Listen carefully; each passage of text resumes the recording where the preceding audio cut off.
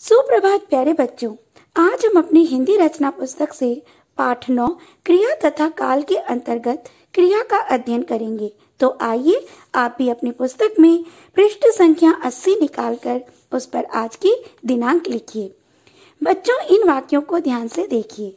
नेहा पुस्तक पढ़ रही है, पक्षी उड़ रहे हैं, बच्चा खेल रहा है। इन वाक्यों में नेहा, पक्षी तथा बच्चा पढ़ने, उड़ने तथा खेलने का कार्य कर रहे हैं। व्याकरण में इन्हें ही क्रिया कहते हैं।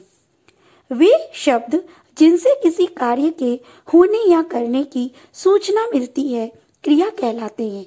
जैसे जाना, खाना, गाना, सोना, लिखना, पढ़ना आदि।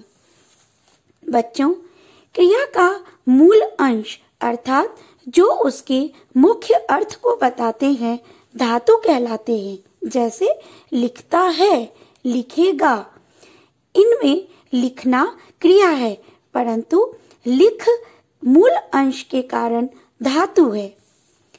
क्रिया के दो भेद होते हैं, सकर्मक क्रिया तथा अकर्मक क्रिया। सकर्मक क्रिया वाक्य में प्रयुक्त जो क्रिया कर्म की अपेक्षा करती है वह सकर्मक क्रिया कहलाती है। जैसे वैभव पतंग उड़ा रहा है, मैं खाना खा रहा हूँ। इन वाक्यों में पतंग तथा खाना कर्म है, अतः यह सकर्मक क्रिया है।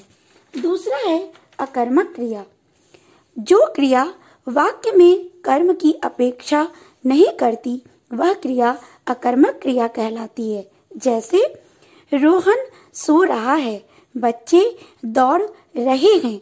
इन वाक्यों में रोहन तथा बच्चे सोने तथा दौड़ने का कार्य कर रहे हैं, परंतु इसमें कर्म नहीं है, अतः यह अकर्मक क्रिया है।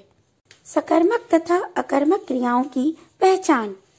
जब वाक्य की क्रिया पर क्या, किसे या किसको प्रश्नवाचक शब्दों से प्रश्न करने पर उत्तर मिल रहा हो तो क्रिया सकर्मक होगी। जैसे माँ मिठाई दे रही है, प्रश्न माँ क्या दे रही है, उत्तर मिठाई, अतः यह क्रिया सकर्मक क्रिया है। यदि वाक्य में कौन प्रश्न का उत्तर मिले तो वह क्रिया अकर्मक होगी। जैसे लड़कियां हंस रही है, प्रश्न कौन हंस रही है, उत्तर लड़कियां, अतः यह क्रिया अकर्मक क्रिया है। बच्चों, सकर्मक क्रिया के दो उपभेद होते हैं, एक कर्मक क्रिया तथा द्विकर्मक क्रिया। एक कर्मक क्रिया जिसमें एक कर्म हो तथा द्विकर्मक क्रिया जिसमें दो कर्म की प्रधानता होती है। बच्चों, आज हमने जाना वे शब्द जिनसे किसी कार्य के होने या करने की सूचना मिलती है क्रिया कहलाते हैं।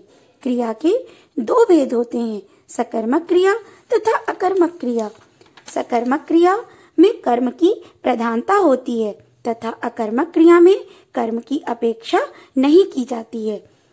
बच्चों, आप भी इस पाठ को 2 से 3 बार पढ़िए तथा इन्हें समझने का प्रयास कीजिए। धन्यवाद।